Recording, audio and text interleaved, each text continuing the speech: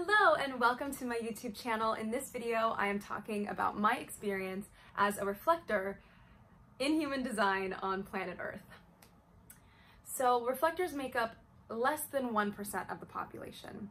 And I am not a human design expert. I am simply talking about my experience as a reflector.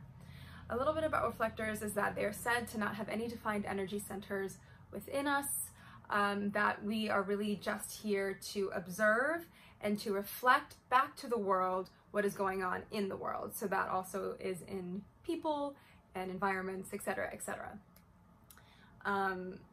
Reflectors are ruled by the moon, whereas the other major human design types, which are made up of generator, projector, and manifestor, are all ruled by the sun. So we're lunar beings, and we don't need to do. We're just supposed to like observe, witness, rest.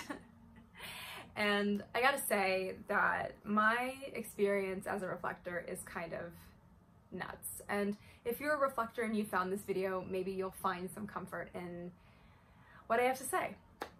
So one thing that I've really noticed with myself as a reflector is that I often attract people that don't like me.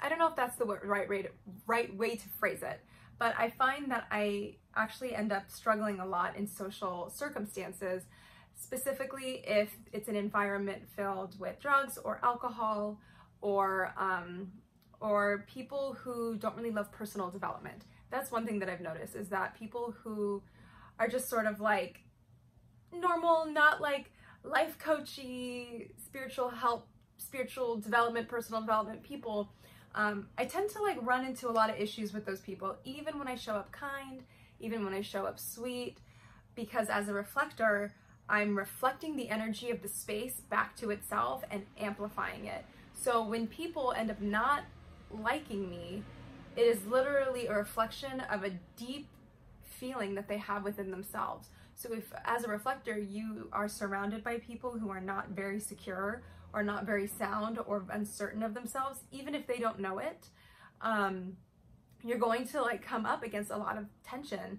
And that definitely happens with me. I have been accused of being so many things that I'm certainly not. I've been accused of being many things that are doing many things that I'm not doing. I can come into a room, sit down, smile, enjoy the setting, not really say much of anything, and people will call me heavy or rude or mean or sad or depressed or traumatic or all of these things, because all I'm doing is reflecting and amplifying the space. And I'm not meaning to, I'm not trying to. A lot of people who don't like to look at themselves do not like me simply because I exist. Simply because I am just showing up and sitting down. I don't know. It's very strange, and it's very difficult for me, you know, because I'm definitely not a night person. I run out of steam around 10 p.m. I'm like, I'm out, I'm done. I'm like early to bed, early to rise type of person. I need to rest often through the day. I have a hard time keeping up with a lot of things, especially a lot of fast-paced, high-energy things, and it's like a struggle. I'm lucky because I work in the mindset field as a mindset coach and hypnotherapist, and I'm super into personal development and spirituality.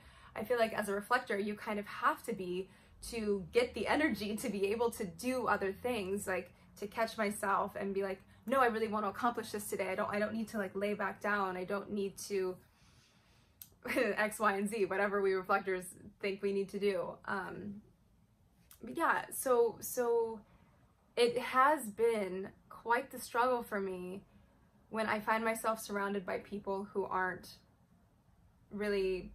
don't really care about personal growth and development and digging deep and learning who they are. And I'm not saying that that's not okay. People get to have their own human experience. But for me as a reflector, I'm learning that boundaries are like the most important thing. Like boundaries as to who I surround myself with probably is moving forward going to be the number one thing in my life, because I get really drained really fast. I'm really energetically sensitive. I can feel when things are off, and they're off often because if I'm not in an environment that is a healthy, thriving environment, I'm going to reflect that energy back to the space, and then the space is going to realize that it doesn't feel good, and then things just become off. I often will have a hard time connecting to people, like a lot of people on this planet. I feel like I just see a lot of people in dull, like they're not colorful, and it feels like I can just see that dullness as their like conditioning and not their true self, and that gets frustrating for me as well, but it also gets frustrating for them. Now, when I'm surrounded by really like secure people, people who really care about themselves and love themselves and know who they are and do the work and are okay to be wrong or to have a growth mindset and learn more, these people don't ever really have a problem with me. In fact, they're quite enchanted by me. Yeah, because they have a good relationship with themselves. They don't reflect onto me anything that they don't like, essentially. I also get perfectionism put on me a lot. Like a lot of people will get angry at me because I think I'm so perfect, or I hold people to really high standards. And there is an element of that holding people to high standards true in a reflector, because we are reflecting back to you what's going on with the world, what's going on with you, what's going on with other people.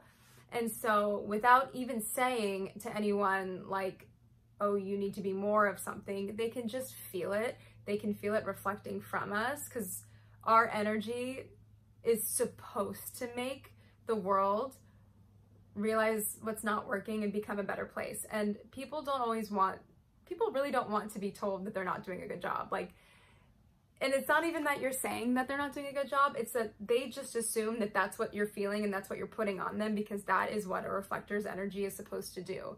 So again, like, this is one of those things where a reflector is supposed to be really healing for the planet, but the whole planet is so triggered right now that I personally feel like I'm not being met with the love and support that I really need to thrive as a reflector in this sort of society. Another thing is I don't function well in like really cluttered environments, or like when my home is messy or my car is messy, and I don't always have the time to, well, not even the time, I don't always have the energy to clean it. I run out of energy pretty quickly, and like, so maintaining energy becomes something that is like a priority. And like even working out can be really difficult, even though I know it gives you energy. I get tired really fast.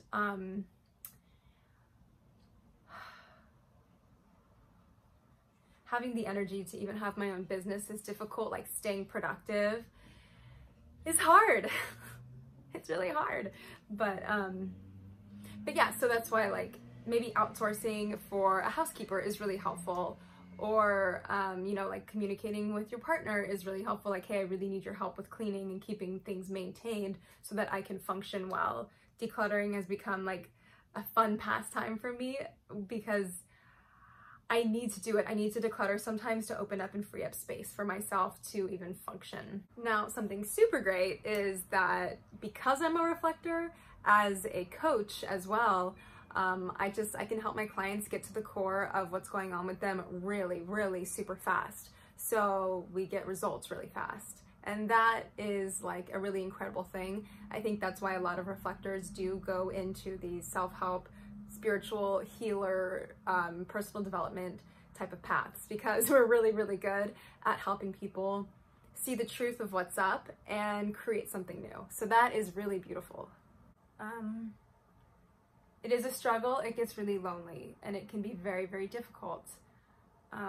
So to continue to practice my mindset work and practice what I preach, and I do a lot of embodiment work and dropping into my body and like being confident and self-love and all of that stuff, it really keeps me afloat, because I don't think that as a reflector, if I didn't have spiritual practices and self-love practices, I don't think that I would be okay at all. At all. Like, my pure existence can often be a trigger for people. And especially in a time like now, in a time like 2020, reflectors are over here reflecting the world back to itself. We're not being honored for that skill. You know, in this time, no one's looking at that like, wow, that's a really good thing. It's wisdom. It's us being able to correct, you know, where the planet is and where we are as a society and move into a different direction. If you're a reflector, you know what I'm talking about. the heaviness of everything right now. If you make anyone witness more heaviness on top of the current heaviness by even simply existing, like don't even get me started on talking about it, but like by even simply existing, people don't want that. They don't want more heavy. They just want to find pieces of happiness and normal, and it's like burn the witch for simply existing. I can say nothing about where the world is. I can be totally in my peace and in my joy, and people will still assume that there's something traumatic and heavy and pain and this and like, it's a lot of work. Being a reflector is a lot of work. So with all that said, as my experience as a reflector there are difficulties. I also know that I'm an incredibly special being. I know that there's not a lot of us out there, and that what we do is a really good thing, and it's meant to be here on purpose. So a lot of self-love, a lot of self-care, a lot of boundaries, a lot of rest. Eating well is super, super crucial. Maintaining like a good gut health and a healthy mindset. And again, boundaries, like setting some major boundaries, like you and the people around you have to be okay with you leaving the party early, leaving the dinner early. Like people need to know that your energetic barometer is like gonna run out, and you're just like, okay, yeah, the energy's not good in here, I'm gonna leave. And don't second guess that self. Don't second guess yourself in that thought process, because the amount of times that I've second guessed myself in intuition, like huge intuition hits that I get, because we're very intuitive as reflectors, I second guess myself and end up feeling terrible and depleted. And there's just no reason for that when our intuition is such a magical part of us. So, you know, trust yourself, trust what you're feeling, and do what you have to do. At the end of the nights, most nights take a bath with like my salt lamps and all that stuff, because I need to recharge, I need to refuel and cleanse that energy out of me. Because we also sample energy, like reflectors sample a little bit of each energy. Doesn't mean that we fully absorb it, but we take it in, we taste it, we feel it. And a lot of the time, right now, it is heavy, and that sits inside of us. So we need to make sure that we're cleansing that out of us every single day as well. So if you're somebody who is a reflector, I've been meeting actually a lot of them online recently, kind of just falling into my space, which is so cool.